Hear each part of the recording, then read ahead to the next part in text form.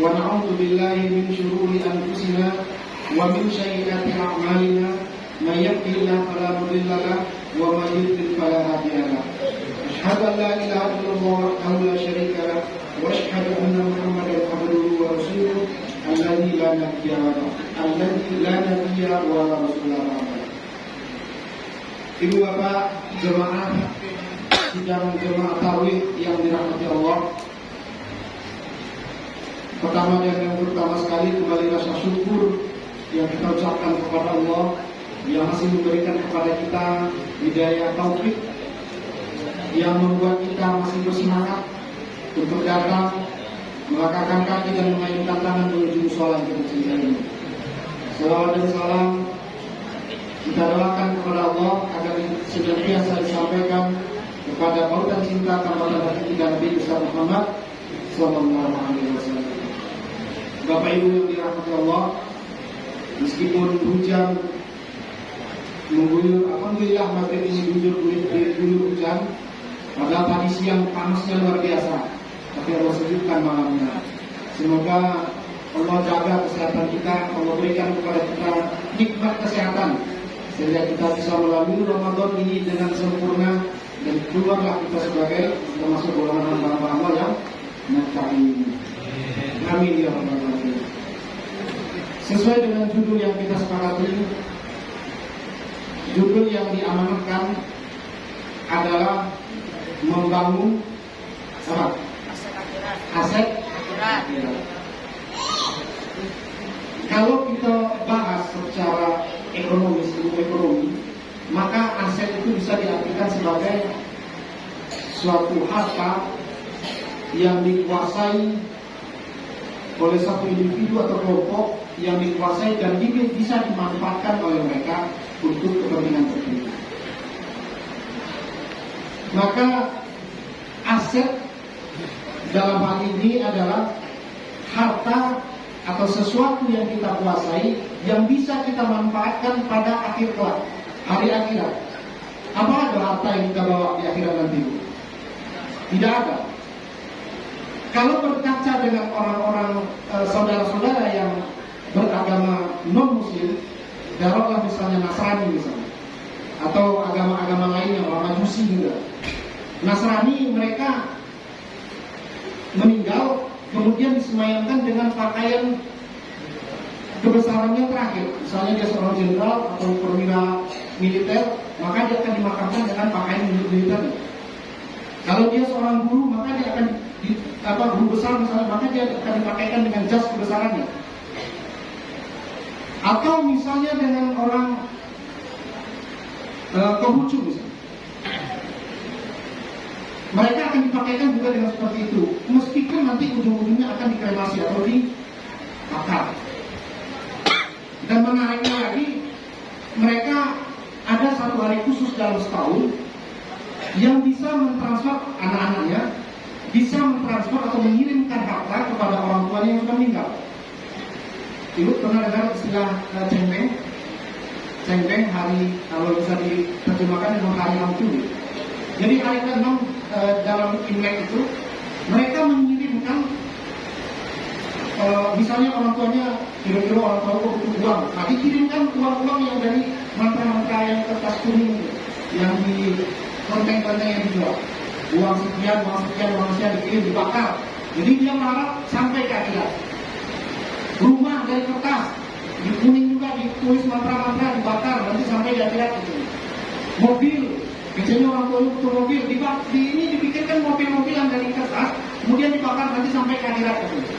Yang mau bingungnya kira-kira pertalatannya atau pertamanya baca minum ini, bahan bakarnya baca minum. Nah itulah. Dalam Muslim, dalam Islam tidak.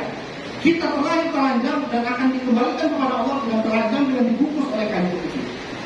5 helai untuk perempuan, 3 helai untuk laki-laki. Meskipun tidak ada kaitan yang mengharuskan seperti itu. Maka apa harta yang kita bawa ke kita? Karena dunia di dalam Islam tidaklah sebuah sesuatu yang mesti dicintai berlebihan dan tidak juga untuk dibenci berlebihan. Mari kita lihat sebuah riwayat dari yang ditulis oleh Syekh Al-Albani rahimahullah dalam silsilah as-sahihahnya, di mana beliau meriwayatkan dari Ibnu Umar. Ketika Ibnu Umar bercerita, suatu saat Rasulullah, kata beliau, memegang pundakku. Lalu Rasulullah mengatakan, wahai Ibnu Umar, jadikanlah olehmu dunia ini seakan-akan engkau seperti orang yang musafir atau orang yang mampir atau yang dalam perjalanan, dan siapkanlah dirimu untuk jadi penghuni kubur, kata Rasulullah. Dan Ibnu Umar kemudian melanjutkan, jangan engkau tunggu pagi hari ketika engkau ada di sore hari, atau jangan engkau tunggu sore hari ketika engkau berada dalam pagi hari. Maka persiapkanlah dirimu untuk mati. Itu kata hadis ini sahih, diriwayatkan secara mutawatir oleh Ibnu Umar, dari Ibnu Umar, diriwayatkan oleh Bukhari, At-Tirmizi, dan Ibnu Hibban dan lainnya. Hadis ini sahih. Maka Bapak Ibu yang dirahmati Allah, ibarat seorang musafir, kata Rasulullah. Jadi ketika dalam perjalanan, dunia ini adalah tempat kita mempersiapkan bekal. Dan apabila kita sudah mulai perjalanan, sesedikit apapun atau selangkah pun kita tidak bisa kembali. Misalnya kita akan melaksanakan perjalanan Padang Jakarta misalnya. Kita tinggal pakaian yang sangat penting, misalnya ibu ada acara di Jakarta, tinggal pakaian yang penting. Kalau dalam perjalanan akhirat kita tidak kembali, meskipun setengah langkah. Karena pada saat Allah tentukan ajal sudah selesai, maka selesai semuanya, tidak bisa kembali. Maka oleh karena itulah dunia atau masa kehidupan adalah masa untuk persiapan. Dan kita tidak untuk bermewah-mewah atau berlena-lena di dalam dunia ini. Bapak Ibu yang dirahmati Allah, kata Rasulullah, mari buat dunia. Sebenarnya apa sih dunia? Ma'ana wa dunia. Apa urusanku dengan dunia, kata Rasulullah. Sesungguhnya perumpamaan hidup di dunia ini seperti pengendara yang kemudian beristirahat di sebuah batang pohon hanya sesaat, kemudian dia tinggalkan lalu berlalu. Namun yang harus dikatakan di garis bawah juga, dunia bagi seorang muslim bukanlah sesuatu yang harus ditinggalkan. Inilah apa? Inilah apa? Ibarat Allah kalau bertani, kalau pengen dapat padi atau tanaman, tentu itu usaha, maka dunianya adalah. Maka apa asetnya? Asetnya sebagaimana yang kita sering dengar dalam tafsir-tafsir, rata-rata para dai atau para pemberi kajian akan menyampaikan hadis riwayat Muslim yang berbunyi, idza mata ibnu adam atau idza mata insan, kalau dalam riwayat lain, in qata'a amaluhu illa salasa. Kan itu yang kita sering dengar tuh. Apabila seorang manusia mati, maka dia tidak akan membawa apa-apa melainkan 3 hal. Pertama, sedekah jariyah, sedekah jariyah. Kemudian ilmu yang bermanfaat. Kemudian anak yang soleh yang mendoakan. Maka kita bagi 2 secara global. Apa aset yang harus dipersiapkan? Yang pertama adalah aset berupa amal soleh.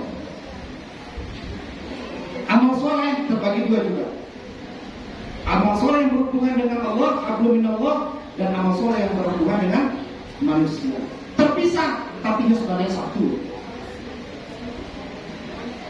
Dalam Ibnu Majah pernah meriwayatkan sebuah hadis dari Rasulullah. Beliau menyampaikan bahwa dunia atau ketika Rasulullah ditanya oleh seseorang, ya Rasulullah, siapa manusia yang paling dicintai Allah? Kata Rasulullah, uhibbun nas ilallah ta'ala anfa'uhum linnas. Orang yang paling dicintai oleh Allah, kata Rasulullah, adalah orang yang paling bermanfaat bagi orang lain. Amalan yang paling dicintai Allah adalah amalan yang paling memberikan manfaat bagi umat muslim lainnya. Kata Rasulullah, membayarkan hutang saudaranya, kemudian meringankan rasa laparnya, dan lalu kata Rasulullah, seandainya aku keluar bersama saudara muslim, dan keluar untuk satu urusan kepentingan bersama, jauh lebih aku cintai, kata Rasulullah, daripada iktikaf di Masjid Nabawi selama 1 bulan ini. Begitu besarnya gambaran oleh Rasulullah bahwa hablum minallah dan hablum minannas sangat terkait. Kalau awak berbicara hablum minallah saja, ibadahnya Tuhan bukit luar biasa, sholat, puasa, sedekahnya luar biasa, tapi kato-kato nanti munculnya kok mode kacamiang, pernah merasakan nikmatnya karena kacamiang luar biasa. Aku pernah waktu SD, kelas 6 SD, ada kawan yang iseng taruh kacamiang itu dalam laci sampai malam, sampai berganti baju berkali-kali mandi, sampai dikasih apa daun apa digosok sama orang merah, saudara. Semakin digaul semakin ke dalam rasanya. Nah, kalau seandainya ibadah bagus, luar biasa, sedekahnya banyak, tapi mulut kita seperti itu dan tingkah laku kita membahayakan orang lain, maka jangan harap ibadahnya akan diterima oleh Allah. Imam Al-Jauzi pernah berkata, lebih baik membuat satu kesalahan membuat 72 kesalahan kepada Allah yang Maha Pengampun daripada membuat satu kesalahan kepada manusia. Kenapa? 72 kesalahan yang kita buat kepada Allah, Allah Maha Pengampun, Allah ampuni semuanya kalau kita tobat. Tapi kalau satu kesalahan dibawa mati sama orang itu, kalau kita akan menjadi orang yang merugi gitu ya, akan dihisap semuanya. Nggak boleh amalan yang dia akan pindahkan ke orang yang zalimi, maka dosanya akan dipindahkan. Jadi aku termasuk orang yang tidak setuju dengan pendapat yang mengatakan kita takziah kemudian kami menyampaikan permohonan maaf melalui Ahlul Bait kepada keluarga yang ditinggal. Tidak ada. Kalau Ahlul Bait minta maaf kepada orang yang ditinggal, orang yang masih hidup masih bisa. Kita yang hidup itu masih bisa memaafkan. Tapi orang sudah meninggal, gimana cara dia memaafkan? Kecil Ahlul Baitnya, kecil istri, kecil anak yang ditinggal atau suami yang ditinggalnya. Oke, dimaafkan. Kata beliau yang sudah dimaafkan maaf. Apa tahu perasaannya? Tidak tahu. Nanti kita bertemu dengan orang itu, baru kita tahu dia memaafkan atau tidak. Nah itu makanya jangan sampai membuat satu kesalahan dari sama orang. Jadi lebih baik meminta maaf. Dan bagi yang dizolimi akan lebih baik menjadi orang yang memberikan maaf. Itu yang pertama. Yang kedua, harta. Tahun-tahun buat rumah 17 menit ini aku tidak akan memberikan ceramah 17 menit. Yang kedua, aset yang paling berharga untuk di akhirat adalah anak. Sebagaimana yang hadis yang disebutkan di atas, anak soleh yang mendoakan. Maka amat rugi rasanya kita punya anak, tapi tidak bisa mendoakan. Banyak sekali contoh. Sudah mungkin tidak perlu kita buka ciri-ciri itu. Ada satu kisah. Kita memang terfokus terkadang menyekolahkan anak, memberikan pendidikan dunia yang luar biasa. Maaf mengecewakan. Barang bayar untuk pendidikan ekstrakurikuler, les fisika, les matematika, biologi atau segala macamnya. Coba bandingkan dengan barang yang awak keluarkan untuk mengaji.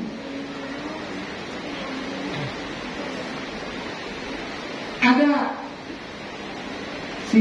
Jack Ma, foundernya Alibaba.com, orang terkaya, termasuk orang terkaya di China.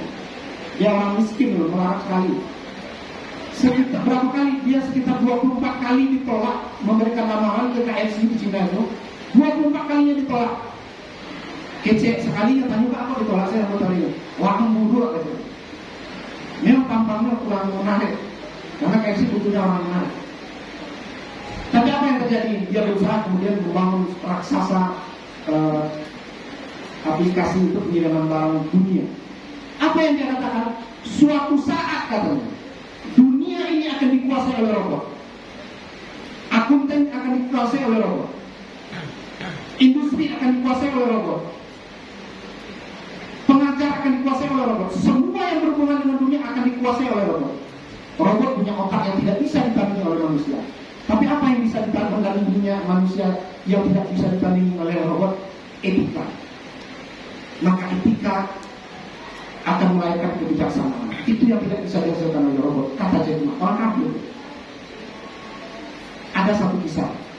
Ini kisah nyata, Bu. Kamu pernah sampaikan kepada anak-anak TSI. Bagaimana kalian butuh untuk dididik secara akidah. Karena akidah akan berubah akhlak kalian. Ceritanya ini nyata.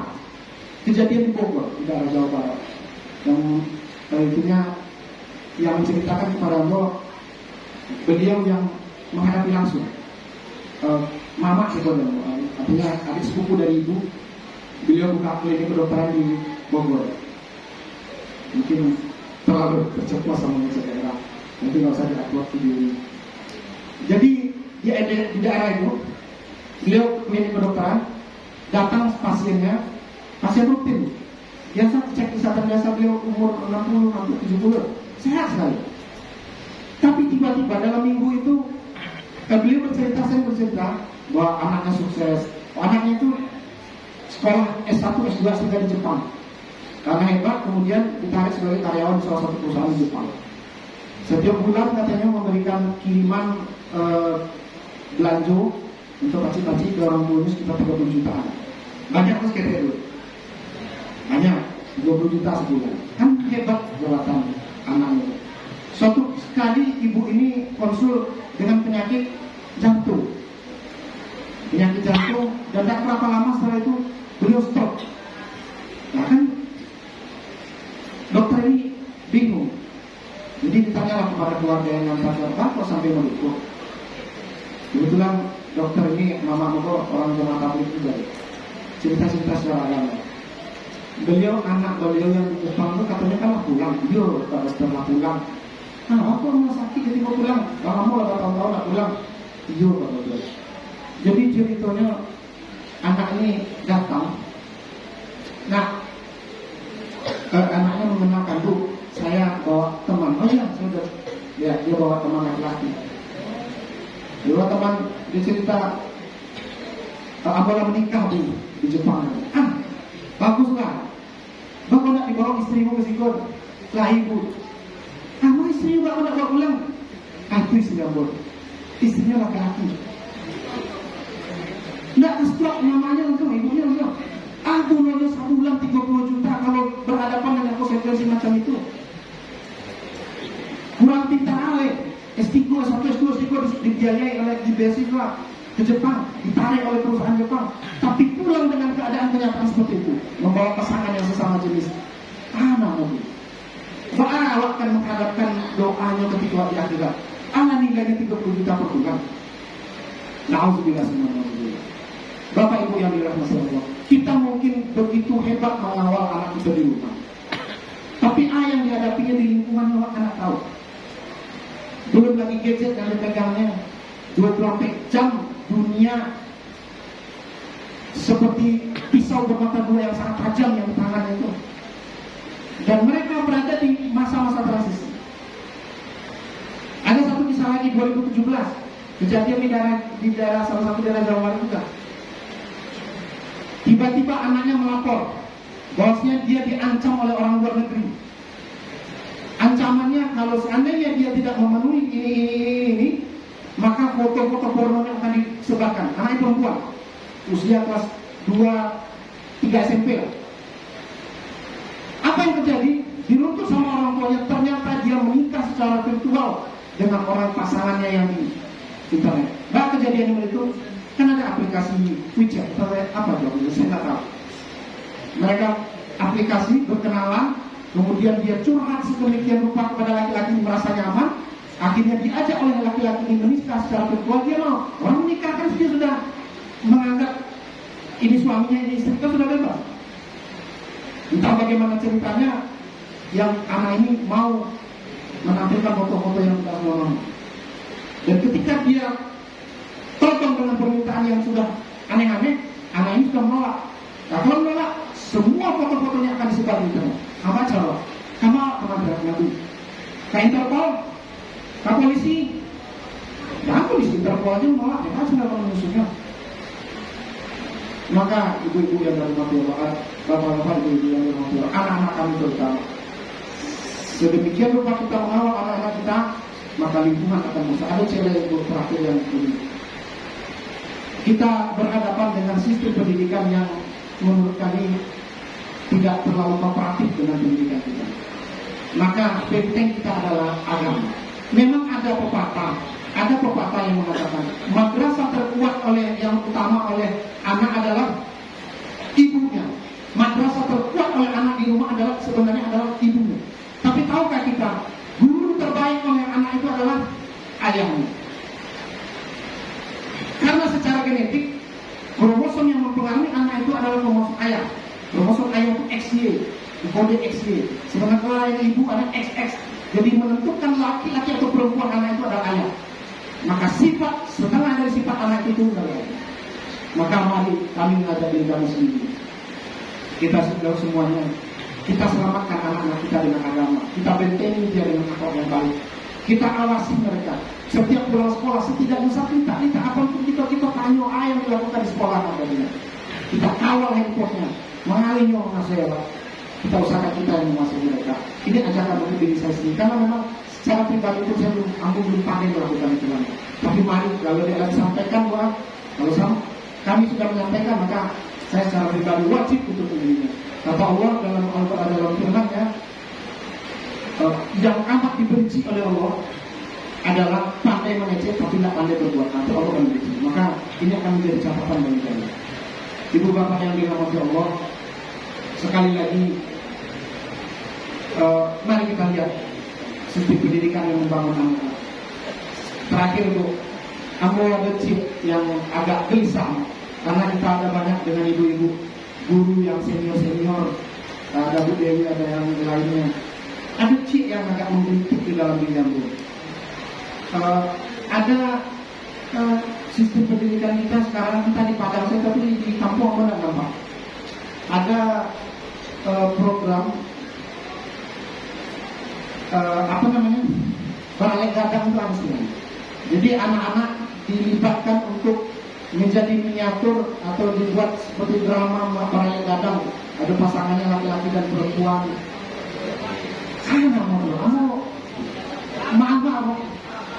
Balai gadang. Mungkin maksudnya baik. Maksudnya menanamkan kepada anak bahwa menanggapi adanya. Tapi apakah sudah wajarkah anak-anak diajar? Zaman lama setiap minggu anak-anak akan berhadapan dengan itu. Seringnya akan dibawa ke balai, ke situ, segala macam. Dia tahu. Apakah cuma itu adat yang di Minangkabau yang harus diajarkan kepada anak-anak? Bersakian-sakian, indahnya wajar kalau kalian salah. Ya udah deh, mana yang wajar? Saya tahu yang lain sama kawan SD kelas 5 kelas 6 kalian yang manggil papa mama. Mau juga. Betul. Alhamdulillah. Kalau ajaran begitu kan tak perlu istilahnya kan majamu itu kan majah tentara baris namanya. Majah tentara baris. Kalau memang iya penanaman adat, kenapa tidak ada yang lain? Misalnya dulu zaman dulu ketek masih ada dilakukan di kampung apa itu turun sawah secara massal itu turun sama-sama. Biaya yang itu bisa kita pakai sewa setengah petak sawah. Ketika orang bertanam, ayo anak-anak kelas 6 yang perempuan belajar merandang. Kalian harus pandai merandang, wanitanya. Yang laki-laki buat raja untuk membaca. Sewa sepeda, berapa biayanya itu. Lalu tuh ajaran sekelompok, atau kelompok ke 7 orang ada tanam. Rasuan ini, jangan menyuruh orang mana. Proses itu kita tanamkan kepada mereka. Ambil sistem pendidikan yang kembali ke surau, kamu pasti pernah merasakan ketika kelas 2 SMA. Itu terakhir kamu melihat di daerah Sungai Sari, Pariaman. Kamu diajak sama teman ke situ, kawan itu. Dari kelas umur 7 tahun, kelas 1 SD, yang laki-laki lalu di musola saudara, di surau. Kebetulan malam minggu waktu kami liburan pesantren, malam minggu itu mereka yang kadang-kadang itu yang masih kelas darah putih dan lain itu majah dia coba sendiri. Tapi tidak ada kandung itu kan bagus kan seperti itu. Kenapa tidak yang pendidikan yang seperti itu yang kita coba bawa, kita kenalkan lagi kepada anak-anak kita. Mungkin anak-anak banyak yang demo, tapi ya lah lebih baik yang kita sama. Artinya kesimpulan kita Bapak Ibu dari anak-anak kami yang berkata bahwa aset yang terbaik untuk kita persiapkan di akhirat nanti adalah yang pertama tadi amal soleh, yang kedua adalah anak soleh yang mendoakan. Banyak anak tapi tidak ada yang mendoakan abu. Terakhir, mari kita renungkan firman Allah di dalam surat Al-Munafiqun ayat 10. Allah katakan,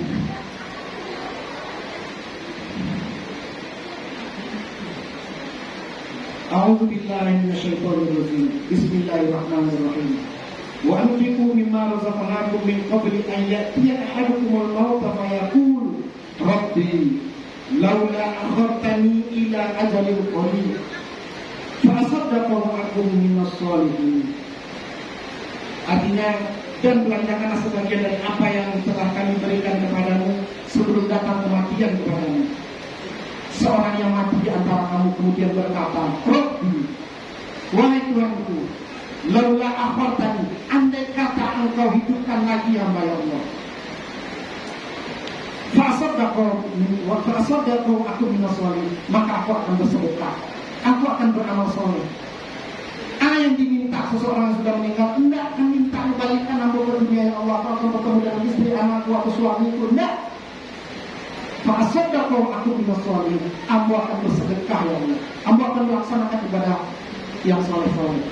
Tapi waktu sudah selesai, ajal datang, tidak bisa dimajukan sedetik ataupun dimundurkan sedetik, tidak akan dikembalikan lagi oleh Allah. Maka mari, mumpung kita masih dalam bulan Ramadan, masih diberikan nikmat hidup oleh Allah dalam bulan Ramadan. Di bulan Ramadan semua amalan akan dilipat gandakan. Mari kita berlomba-lomba menuju kebaikan. Satu kebaikan, tapi kita istiqomah, misalnya tadarus, tapi istiqomah sampai akhir, insya Allah itu akan lebih bermanfaat daripada sekali tadarus itu langsung sekian juz, tapi habis itu 3 minggu atau setelah lebaran baru kata Rasulullah. Alhamdulillah. Ada itu saja yang kami dapat sampaikan. Mohon maaf bila seandainya ada kata-kata yang salah, itu datang dari diri sendiri, karena sebagai manusia tentu memiliki rasa, memiliki insting untuk berbuat salah. Oleh karena itu kami memohon maaf yang sebesar-besarnya. Dan kalaupun ada satu atau dua yang benar, maka itu datang dari Allah. Al-haqqu min rabbika, kebenaran itu datang hanya dari Tuhan-Mu. Billahi fisabilil haqq fastabiqul khairat wallahu waliyut taufiq wal hidayah. Wassalamualaikum warahmatullahi wabarakatuh.